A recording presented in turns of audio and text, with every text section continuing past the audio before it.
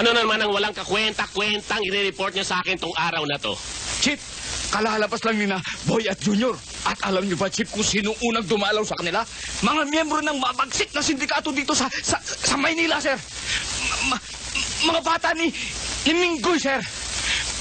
Kaya por favor, sir, bigyan niyo kami ng mission order para isurveilla sila, sir. Oo, dahil ang pakiramdam ko, sir, may gagawin na namang kalokohan niya mga yan, Hindi na yun, Chief. Mamumuno yan sa mga mandurulas! Bakit mainit ka sa akin, Wala naman akong ginagawa sa'yo, Ikaw mas mainit sa akin, pinangungunahan mo kay Chief! Mainit na mainit ka! Arik ka na! Chief! Bakit? Ano ba? Hindi ba kayo titigil? Yes, sir. Sige. Pipirmahan ko yung mission order ninyo for the surveillance of Junior and Boy. Sir, meron pa sana ako isang i-request sa inyo, Ano yon? Sir, pwede ba ako magpalit ng partner, sir? Parang nadinig ko na yun, Aba, si Detective Bond ang naka-assign sa'yo. Pero, sir... Anong pero?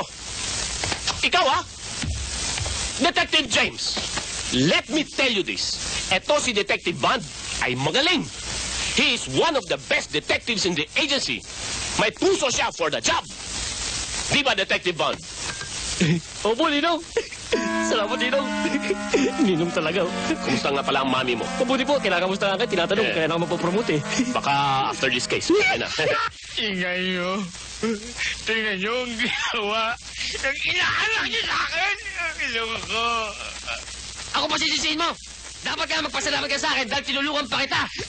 Ako ba magpapasalamat sa'yo? Nagka-lechi-lechi niya ang ilong ko. Jeff, kung ito rin lang ang magiging partner ko, mamuli itigilin na ng misyong ito ang surveillance na to. Okay. Okay, Jeff. Okay. Ang ibig nyo sabihin, ano yung partner ko? Okay? Hindi. Ang ibig kong sabihin, okay. Ititigil ko na itong surveillance na to. Nagsasawa na ako sa pag-aaway ninyong dalawa. Naman. Buti pa, ita-terminate ko na itong mission order na to. No. Paano? Ikaw kasi, nag-aaltuloy dino ko. Nadamay pa.